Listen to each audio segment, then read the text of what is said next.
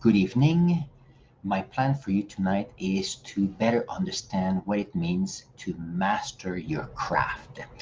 And when I say that is that as a student, as a learner, as a teacher, as a parent, as a leader, mastering your craft is probably one of the most important aspect of evolving in your life. That is what we're going to talk about today. If you're new to our channel, my name is Alain Faber. I've been a teacher in high school for more than 25 years, and I'm sharing with you my thoughts, my ideas related to learning, teaching, and success.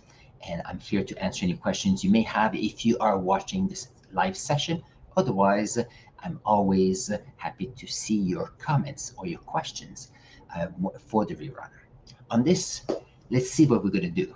As usual, I'm going to do this podcast in three parts.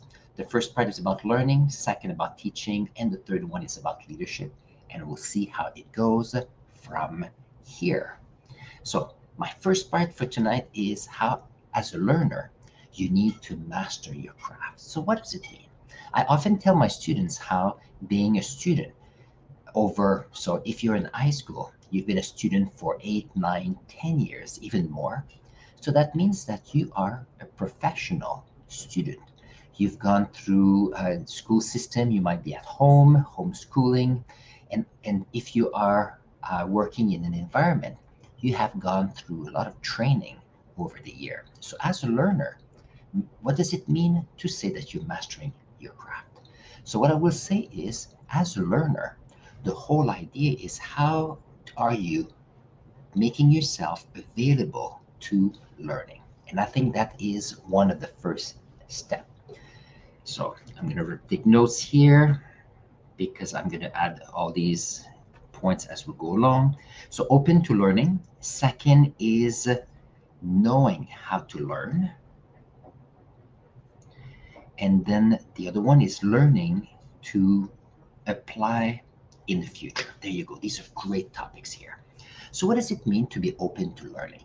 Well, regardless if you are a teenager, if you are an adult, a parent, when you are a learner, when you're a trainee, what happens is you need to be open to the learning.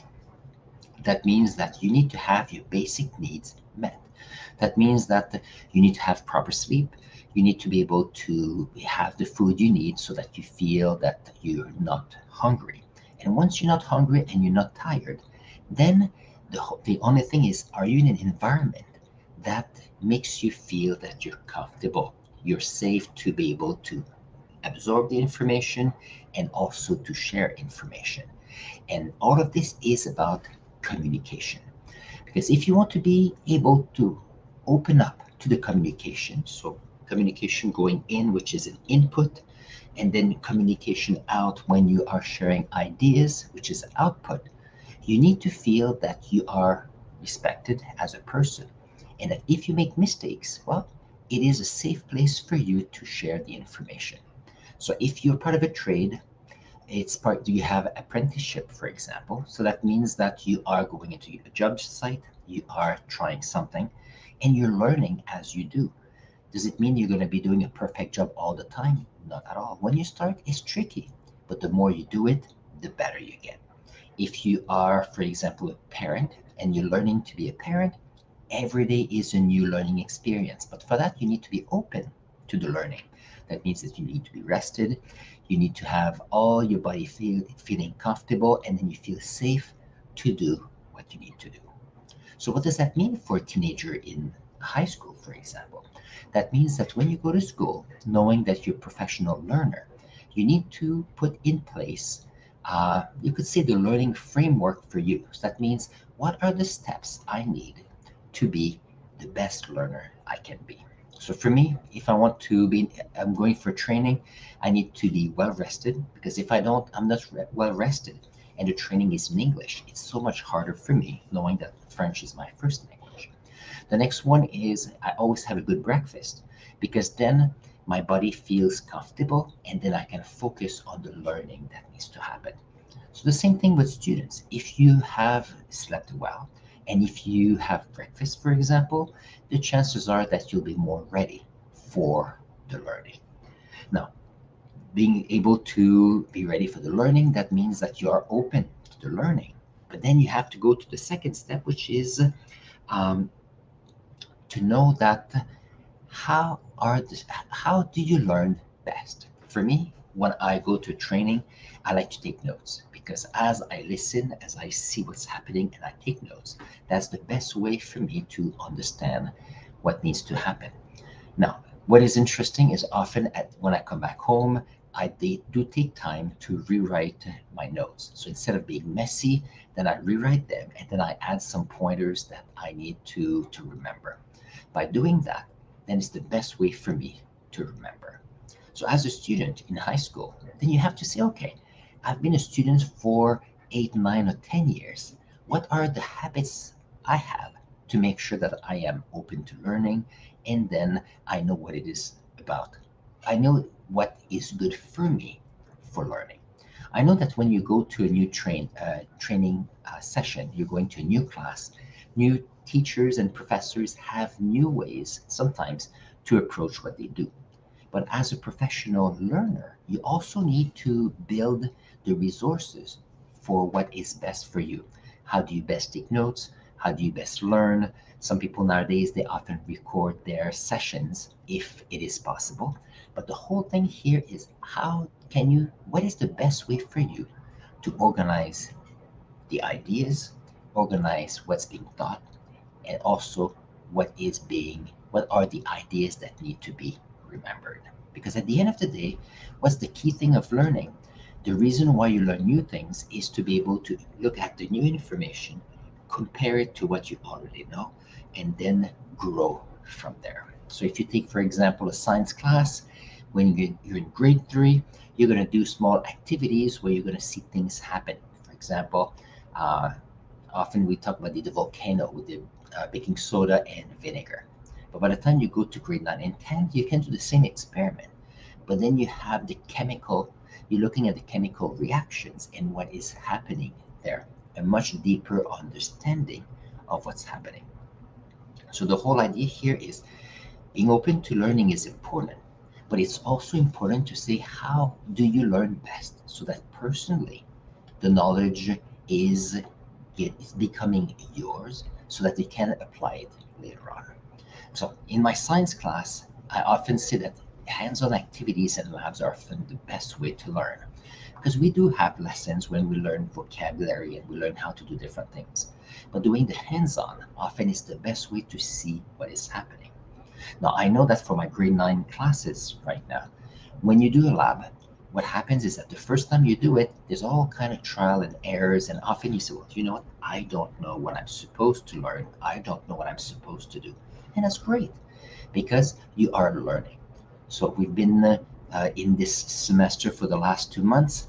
My students are so much better, and they're much better because we have put together some guidelines. So when we have hands-on, we look at the procedure the day before. All the equipment are shown the day before. So when they come the day of the experiment, then they feel safe and feel that okay, they know what they need to do.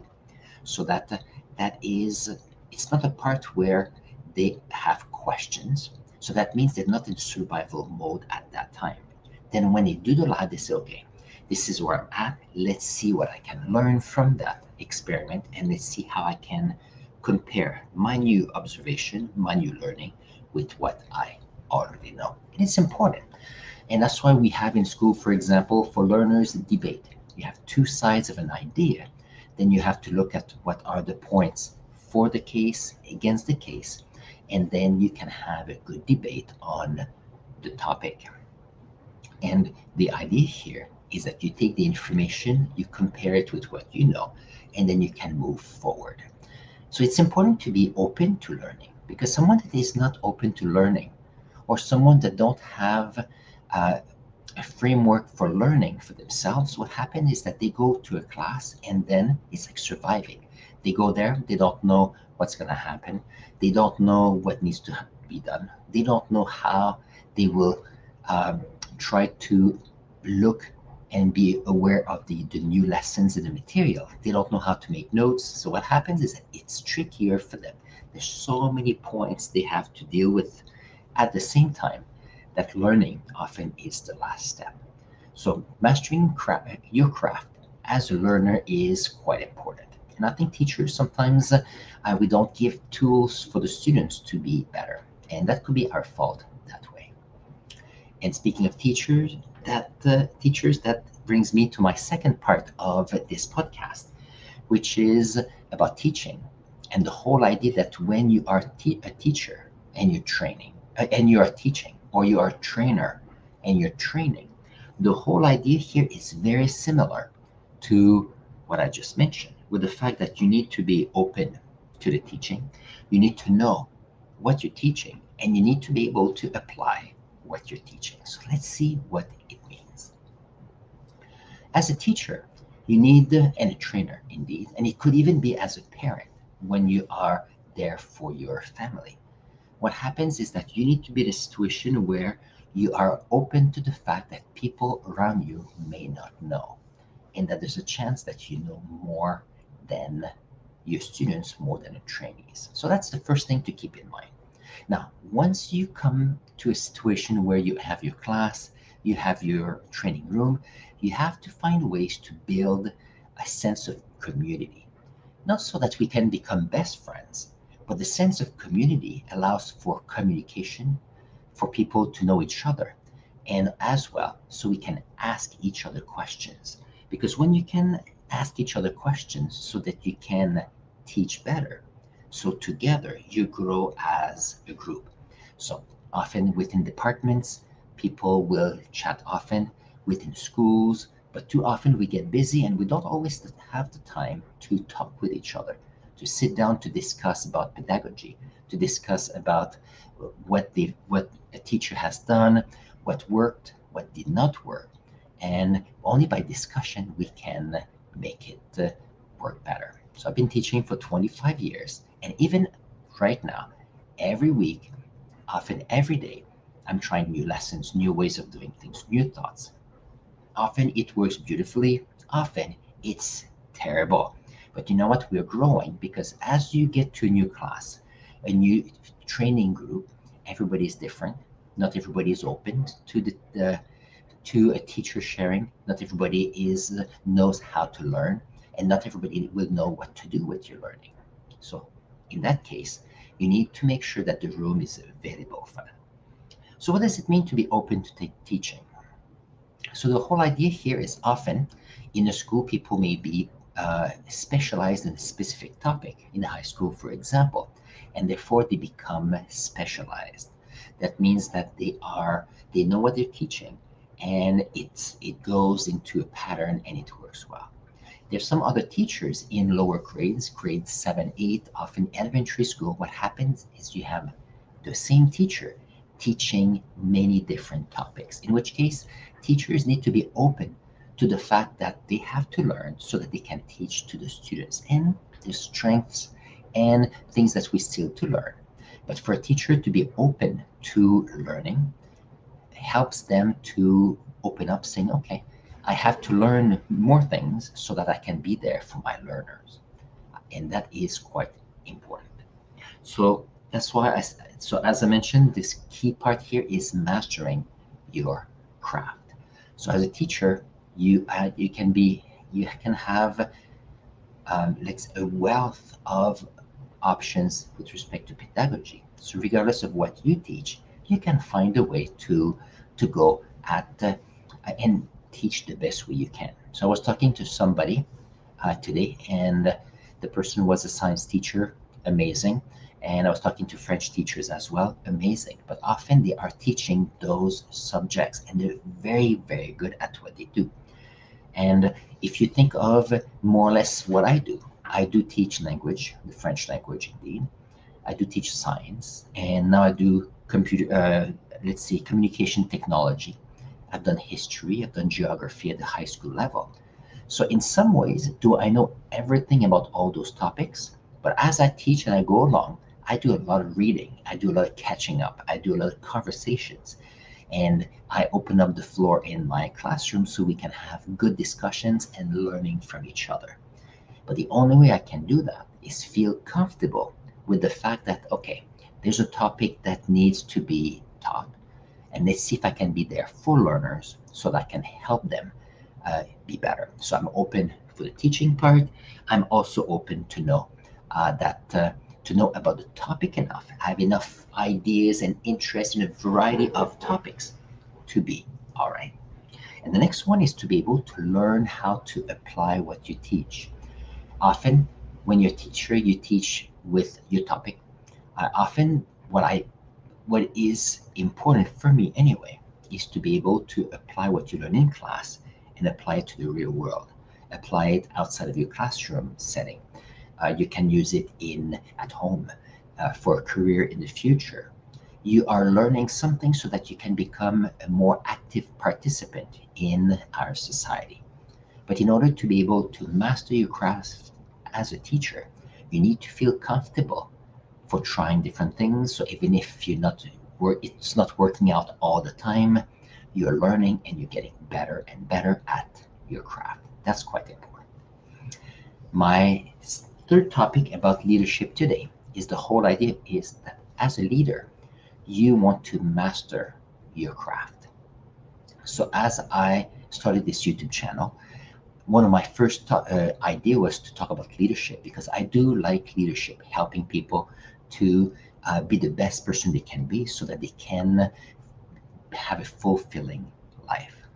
But what happens though is that as talking about leadership is great, but then I realized that being able to talk about leadership and related to teaching, that's a much stronger case for what I can bring to my channel. So my channel is evolving as I go along so that I can discuss about leadership, leadership in your classroom, leadership as part of your team. And I know that I'm not a principal or I'm not a CEO, but I can still bring the idea that as a leader, regardless of the level you're at, you have the same goal, which is to master your craft as a leader, and that we can do it forever. So everybody is in some ways a learner because we're learning new things every day. Everybody is a teacher because we're helping others. But being a leader allows you to guide others, learn themselves, but also learn to help others. And I think that's what leadership is all about. So here I'm going to have the same 3 points.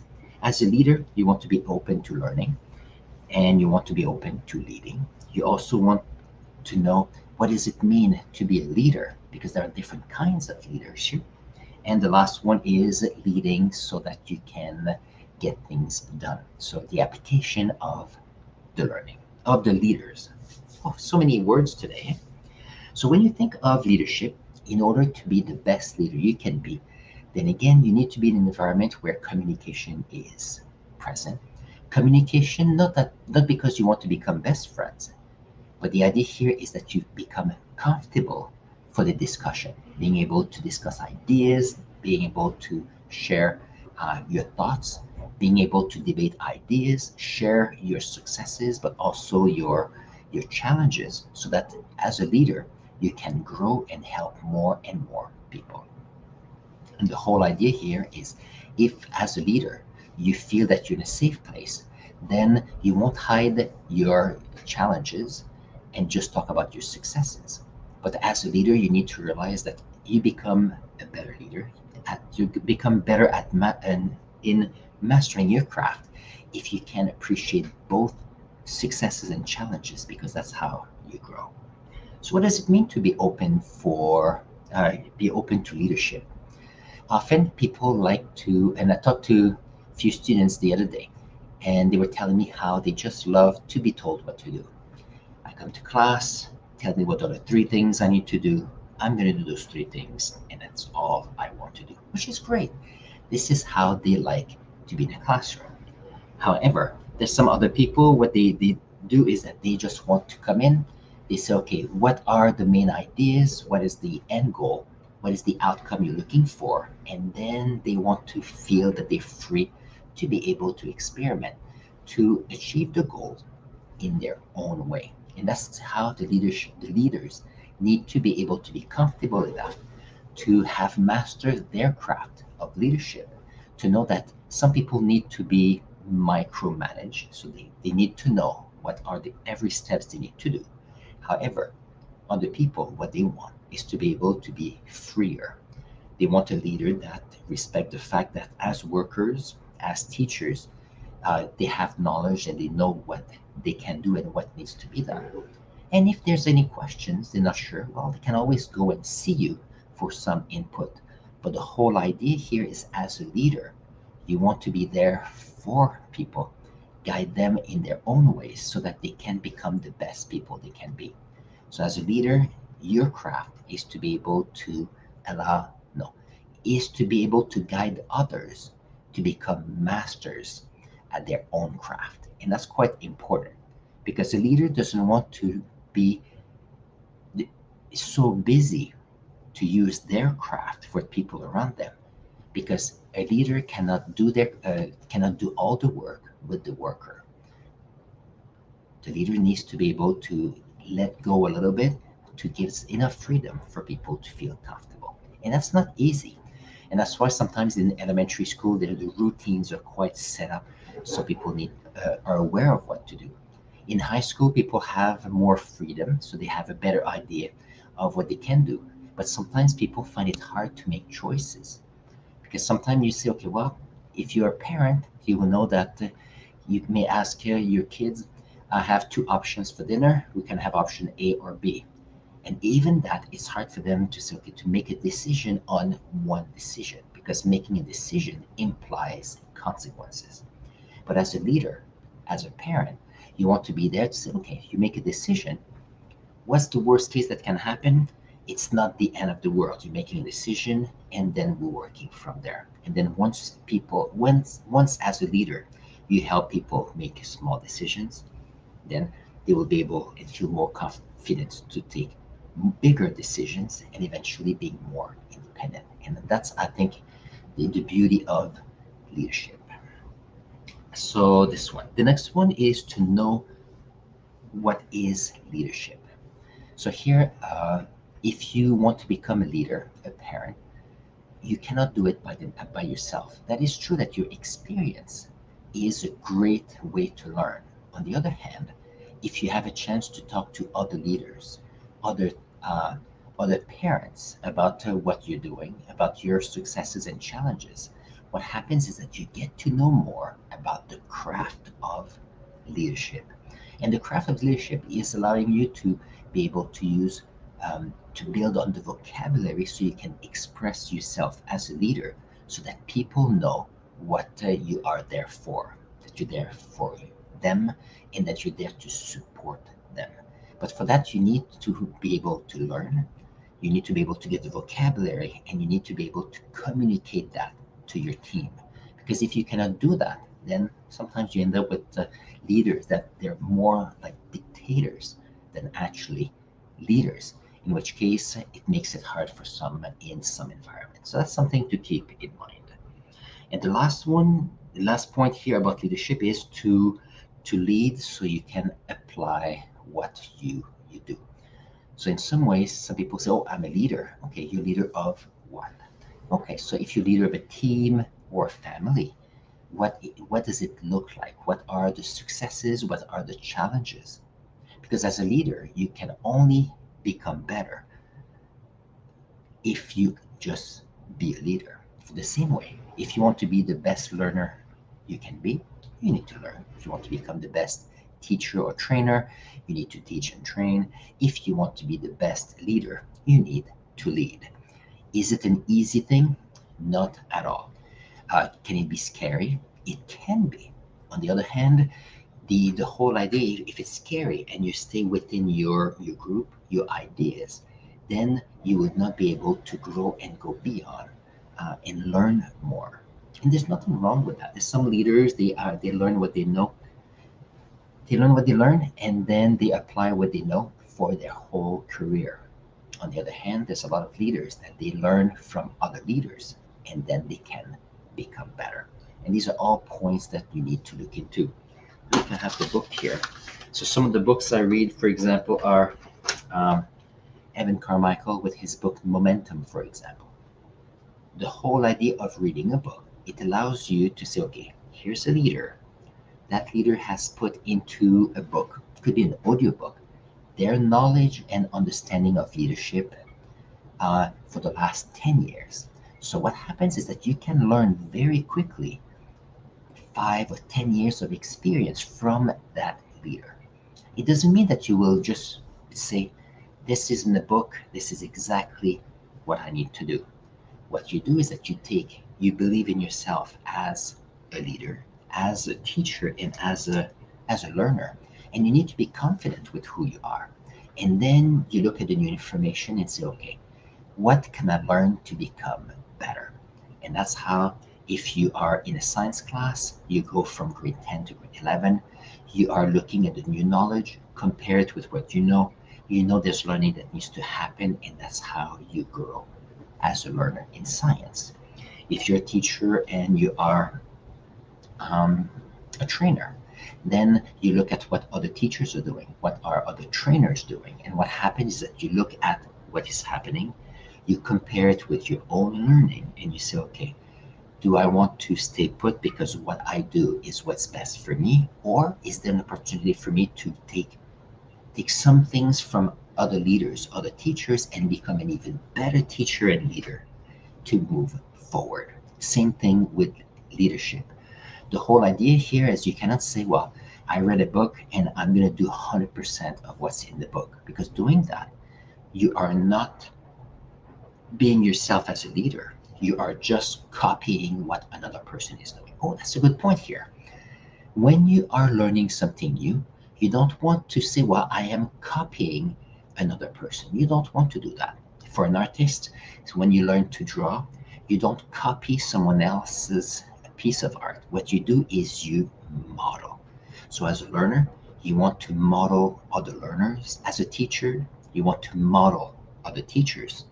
And as a leader, you want to model other leaders. And I think this is the best way to master someone's craft.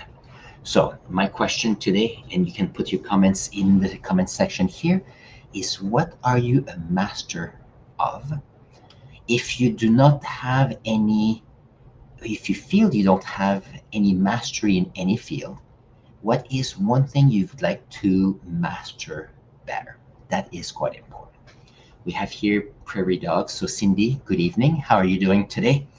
The topic tonight is how, in some ways, we are looking for ways to master one's craft. So as a learner in high school, you are learning and you want to become a better learner. Therefore, you want to master the craft of learning.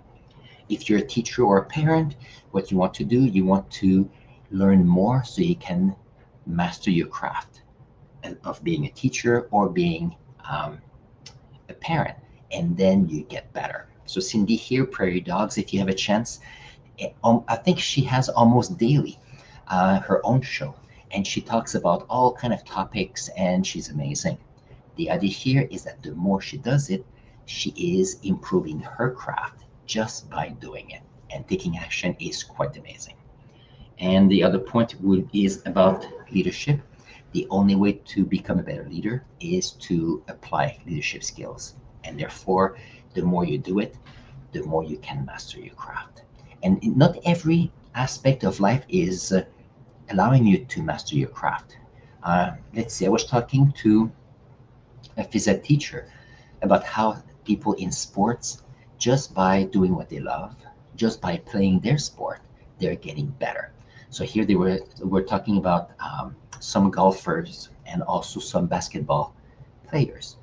What happens is they're very good, and then they practice to become even better. And when it's game day, guess what? They are still doing what they're doing. So every time they do their sport, they are mastering their craft even more. So this is my key takeaway for this podcast today. So Prairie Dog, Cindy, I don't know if you have any questions before I go. I was planning to do here a podcast of 30 minutes, just sharing some ideas about learning, teaching, and leadership. It's always nice to hear people here. Perfect. So on this note, you will be watching this podcast, or you will be listening to this podcast in as a replay Don't forget that if you have any clarification questions, if you want to add any comments, put them in the comments below. I'm here to answer your questions, and I always take your ideas to create the next show. We're here to discuss about learning, teaching, and success, and that's how we grow as a people and as a community. On this, have an amazing evening, and I will see you on the podcast next week, next Wednesday at 7:30 Toronto time. On this, take care. Bye bye. And bye, Cindy. It's been a pleasure to see you here tonight.